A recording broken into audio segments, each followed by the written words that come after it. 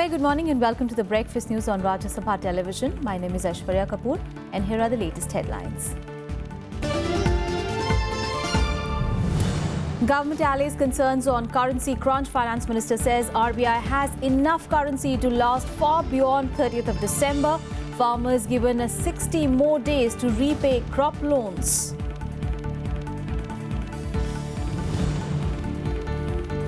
"4,000 paramilitary personnel rushed to Manipur in wake of violence. Nagaland Chief Minister seeks centre's intervention.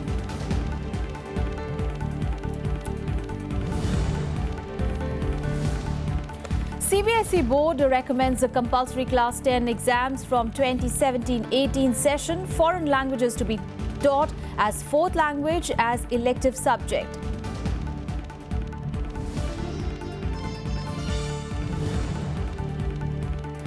Turkey blames Fethullah Gulen for assassination of Russia's ambassador in Ankara. Gulen, who is on a self-imposed exile in the United States, denies links. US State Department asserts no involvement. And Islamic State claims responsibility for Berlin market truck attack. Man arrested following killing released over insufficient evidence. Hunt for possibly armed attacker continues.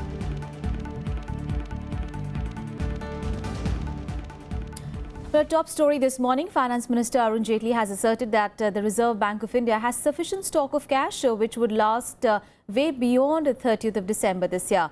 Jaitley also clarified that any amounts of old currency in possession can be deposited in one go. Meanwhile, SBI research reporter has pointed out the cash crunch is likely to end only by February next year.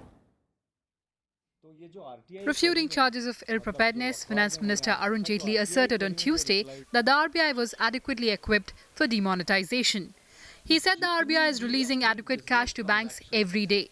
Following the RBI's new rules on depositing old currency, Jaitley stressed that since all transactions and exemptions had been lifted, it is logical to deposit the remaining cash in banks in one go.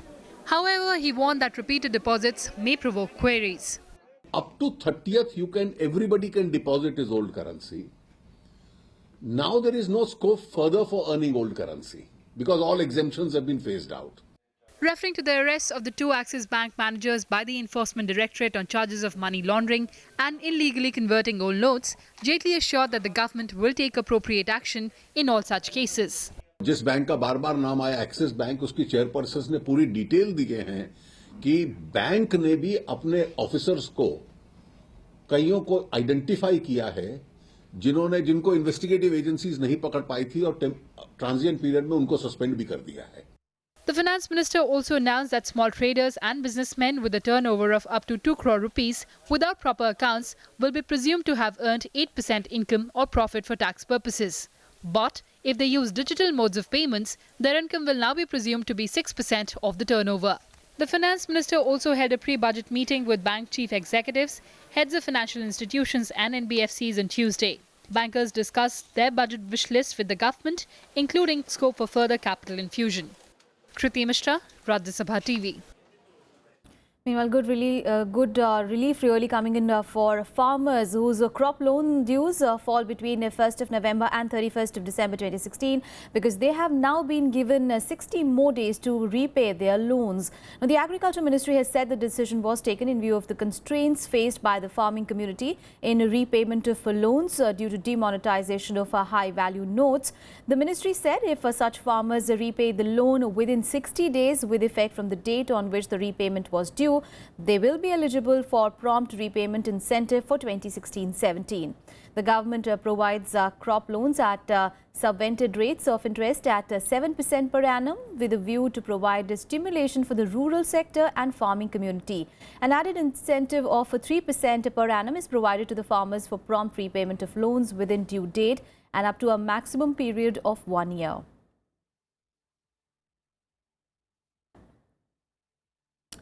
And the Finance Minister also presented the roadmap for the Indian Railways on Tuesday, while Jaitley insisted that instead of populist measures, the Railways must focus on improving its performance. The union budget that Jaitley will present this year will include the rail budget for the first time in Indian history. continuing the process. Finance Minister Arun Jaitley on Tuesday indicated that the government will resist populist measures and focus on improving railway station infrastructure. Speaking at a conference on accounting reforms in railways organized by the industry body CII, he said that the government will look to monetize railway assets for commercial activities and outsource train hospitality. Jaitley also stressed that consumers must pay for services they receive. Populism requires that I require consumers not to pay for the services that they receive. And therefore, any establishment will start crumbling under its own weight and its own contradictions. And the second yardstick was that how many populist announcements we can make without any intention to honor those announcements. Meanwhile, Railway Minister Suresh Prabhu asserted that accounting reforms coupled with accountability will have a huge impact on productivity of the Indian Railways. That we have not been maintaining accounts to display something what was a desired outcome of that particular expenditure and whether we have been able to reach to that destination or not. At present, the Indian Railways is recovering 57% of the travel cost on passenger tickets, which means if that 100 rupees is spent on a train journey, only 57 rupees is recovered from passengers, while the rest is spent on them as subsidy. Kriti Mishra, Rajya Sabha TV. On to some other news now. Well, the government plans to set a threshold criteria for political parties to enjoy tax exemptions to check money laundering by outfits that do not contest elections. Now, Finance Minister Arun Jaitley has said that the Revenue Secretary has now been asked to look into the issue in the wake of Election Commission's recommendations in this regard. Well, Jaitley made these remarks at an event organized by a private English news channel. They assumed significance in the context of the Election Commission's recommendations to the government to amend laws to bar tax exemption to parties that do not contest in elections and win seats in Lok Sabha and Assembly polls, and to ban anonymous donations above 20,000 rupees to political parties. Well, the Finance Minister said that many political parties do not contest elections but only accept donations and convert money.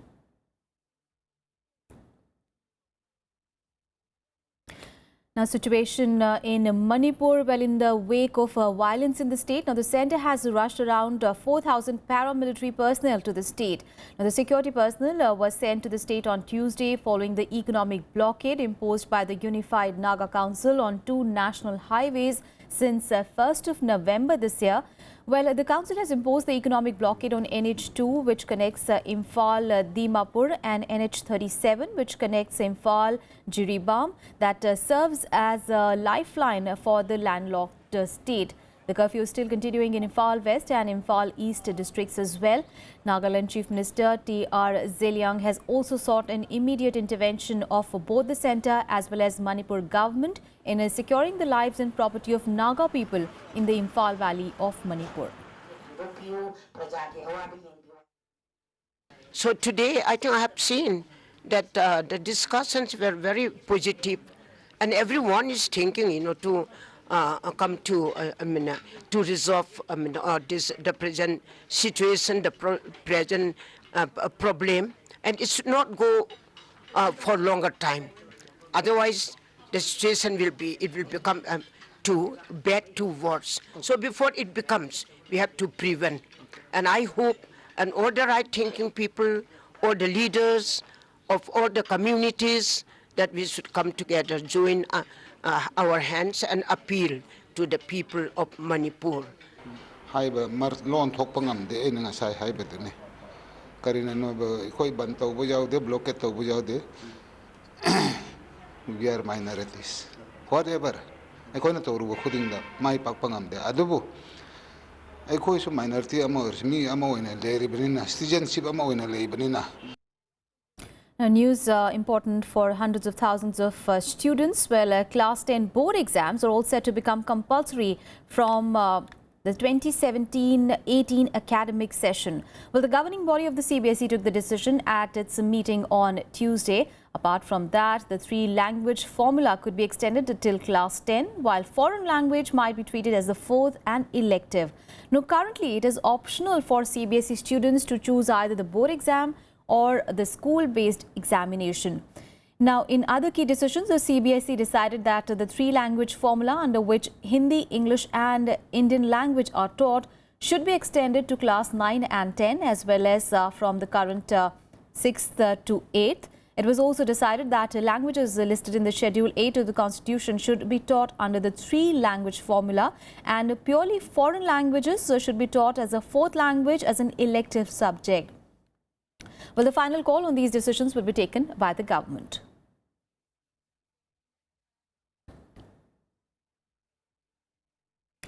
And visa-free facility for Indians visiting Hong Kong has been withdrawn. Now, Indians travelling to the Special Administrative Region of China will now have to complete a pre-arrival registration form. Now, this is in effect from 23rd of January next year. Now, the decision to this effect has been put up on the official website of the Hong Kong Immigration Department. The changes, however, will not be applicable for Indian nationals in direct transit by air and not leaving the airport transit area. Now, this is a major setback for over 500,000 Indians who visit Hong Kong for business, trade as well as holidays. Till now, Indians were permitted to enter with a valid passport for a period of up to 14 days without a visa. Now, the facility has been withdrawn on the ground that a number of Indian asylum seekers were on the rise. Indian officials, however, have expressed concern whether the move is being brought due to pressure from China.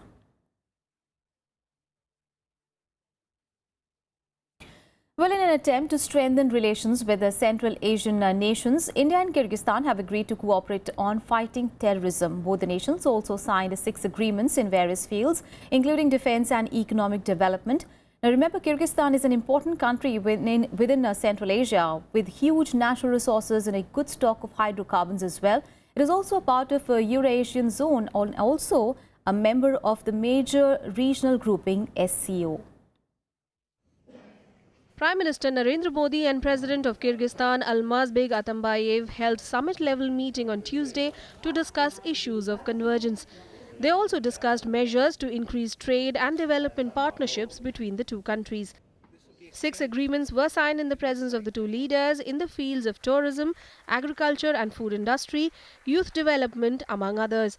Work was also initiated on a bilateral investment treaty. President Atambayev and I agreed on the need to connect our economies more deeply. To this end, we will work to strengthen bilateral trade and economic linkages and facilitate greater people-to-people exchanges.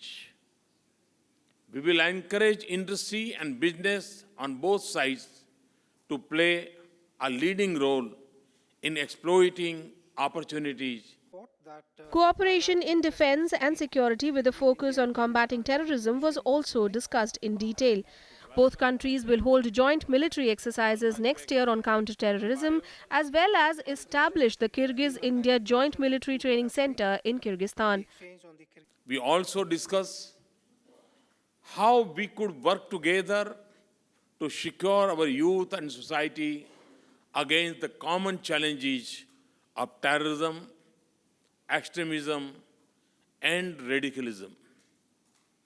We agreed on the need to coordinate and work closely in addressing and overcoming these challenges for our common benefit. Although Kyrgyzstan is interested in developing a close trade partnership with India, the lack of land connectivity is a major impediment for India to catch up with China in the region. However, both countries are keen to work together to use the Chabahar port route for logistical reasons. Pakistan is not inclined to give the land route to India for Central Asia, and China is building roads to connect with Kyrgyzstan, putting a challenge to India for all practical purposes. Earlier, the visiting president was given a ceremonial welcome at the Rashtrapati Bhavan.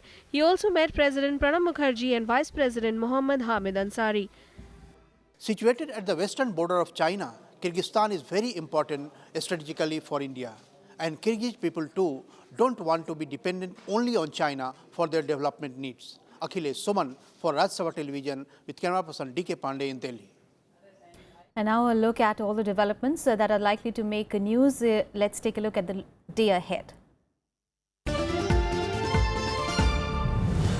A central team will visit Tamil Nadu today to assess the extent of damages caused by last week's severe cyclonic storm Varda in the northern districts of the state. The team will visit Chennai, Kanchipuram and Thiruvallur districts, which majorly bore the brunt of the cyclone fury. The team would comprise officials from the Home Ministry, Ministries of Finance, Agriculture, Industries and Rural Development.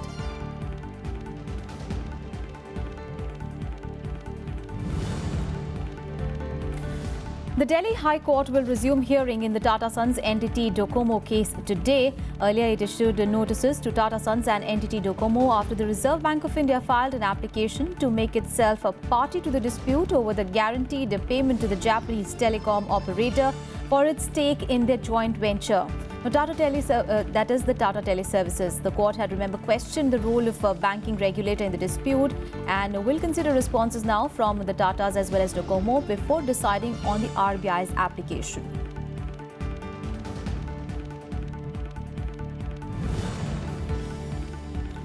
Congress Vice President Rahul Gandhi will address a public rally today in Mehsana in Gujarat, where the party enjoys a majority in both the districts and taluka panchayats. Now, this will be his first visit to Gujarat after the demonetization of high-value notes. Assembly polls, remember, are scheduled to be held in the state next year. An estimated 2 lakh people from across the state are likely to attend this meeting.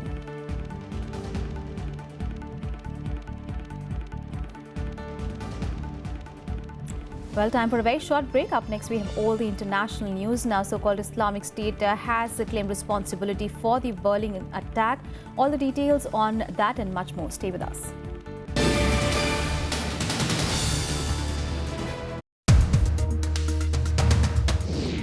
Maternity benefit law. People have said that, it caters only to the women in the formal sector. We are talking about women in formal employment. How do you cater to somebody who's not employed? Can the political class really prohibit themselves from treating women as a vote bank? And nobody can treat anybody as a vote bank unless you want to be treated as a vote bank. Do you also feel suffocated at times in politics? Probably that you're not able to do what you think? Because I do exactly what I want to do. And you're allowed to do that? No, nobody has to allow me. Watch to the Point with Women and Child Development Minister Maneka Gandhi, only on Rajya Sabha television.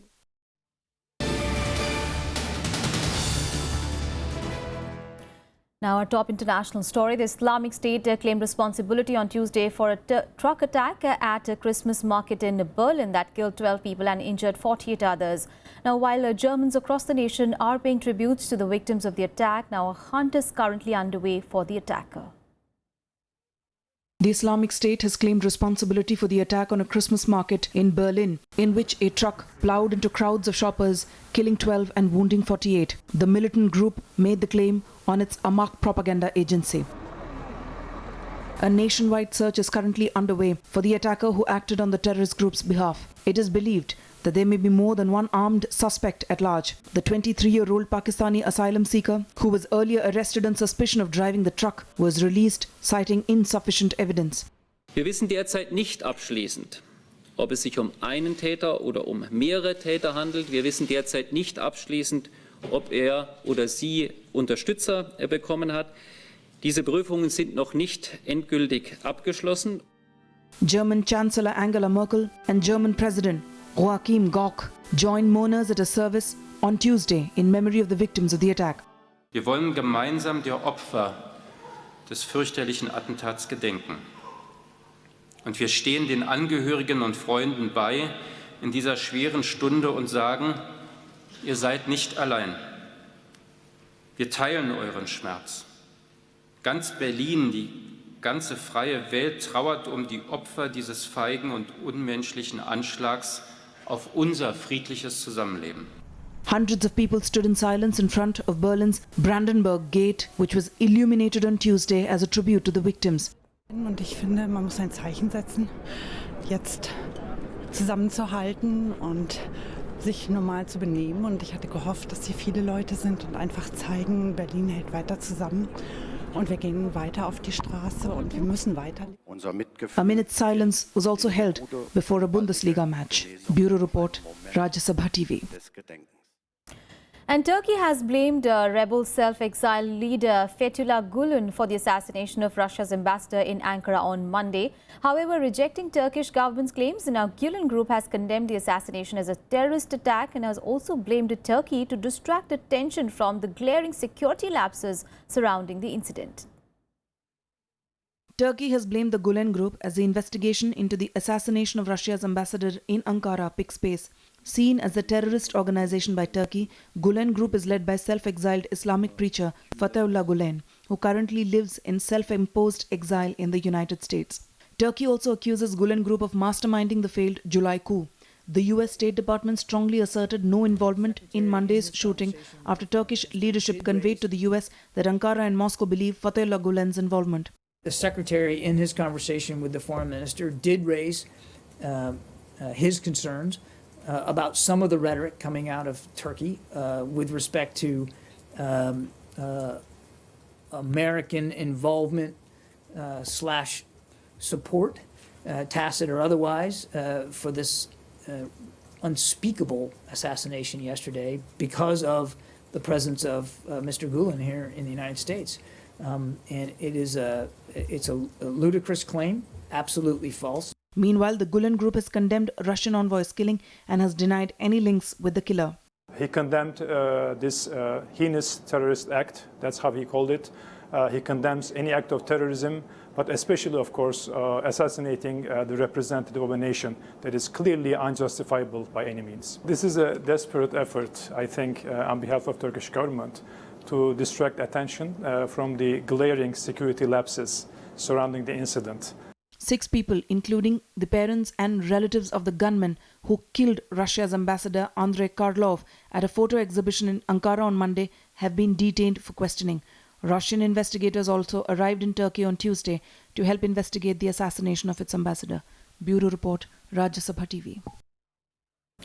Well, 29 people have died and over 70 injured this morning after an explosion in a fireworks market outside the Mexican capital. Well, the explosion ripped through San Pablito market in the Mexican city suburb of Tultepec, sending a huge plume of smoke billowing into the sky. Aerial footage showed charred stalls and destroyed buildings. The scene remained dangerous and people have been asked not to come near within 5 kilometers to avoid danger or hamper the emergency responses. The military has also been deployed to help emergency crews transport casualties to hospital by ambulance and helicopters.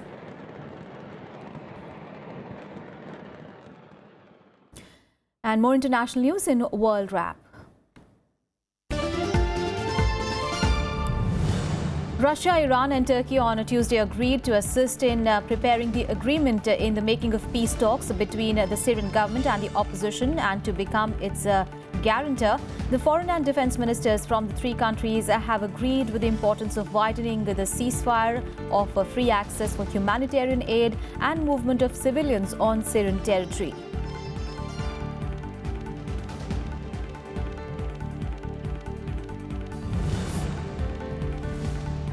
Twin bombings near the headquarters of an Iranian Kurdish opposition party has left 7 people dead. This is a rare attack in Iraq's relatively secure autonomous Kurdish region. The blasts hit the town of Kosinjak, killing 5 members of the Kurdistan Democratic Party Iran, a member of the security forces and a child.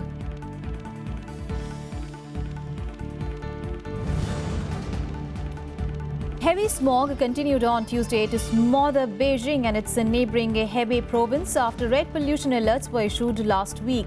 181 flights have been cancelled on Tuesday following the choking smog. Now, China's environmental watchdogs issued a 5-day warning across the north and also ordered factories to shut, recommended residents to stay indoors and also curbed traffic and construction work.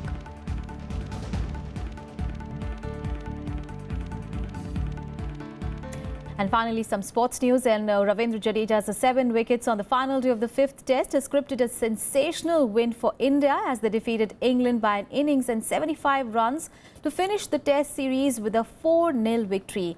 Well, a triple centurion Karun Nair was named the man of the match, while Indian captain Virat Kohli has been named as player of the series. A brilliant performance by Ravindra Jadeja on the final day of the 5th test against England led India to an innings and 75-run win, also helping them clinch the test series 4-0. India bowled out England for 207 in the second innings after all-rounder Ravindra Jadeja took 7 wickets in the second innings and 10 in the match to make his first 10-wicket haul in a test. The kind of cricket that we play as a side, we're always playing for results, and that's something that the crowds always want to see. It's the kind of cricket that we have provided over the past few months, and that's why we see so many people come in and want to watch this Indian team play, because they understand what they're going to get on the field, and it's not going to be the kind of cricket that's not going to take the game anywhere. It's going to be played with a vision to win. England tried their best as Alistair Cook and Keaton Jennings defied Indian spinners in the first session of the day, but Jadeja came out picking wickets at will. Jennings did score a 50, but that was not enough for England to save the match. This is the wrong time to make those decisions, because energy's low, morale's low, and you can make some foolish decisions at that time. So why there's not a test match for 7 months, it will seem very foolish to stand here now and make a decision which either you regret or you don't. Virat Kohli was adjudged man of the series for his 655 runs in its series, while Karun Nair was chosen the man of the match for his excellent triple done in the match. India have now been unbeaten in 18 tests, and this is a new record for the team. There are 6 wins behind equalling the record held by the West Indies, who went unbeaten for 24 tests. With this win, India have ended the year as the #1 test side. The series win helped India gain 5 points and have moved to 120 points in the last test team rankings update of 2016. 15 points ahead of second-placed Australia. England, which have started the series tied with Australia on 105 points, have slipped from 2nd to 5th position. Bureau Report, Rajya Sabha TV. That's all in this news bulletin. Thanks for watching. Have a great day ahead.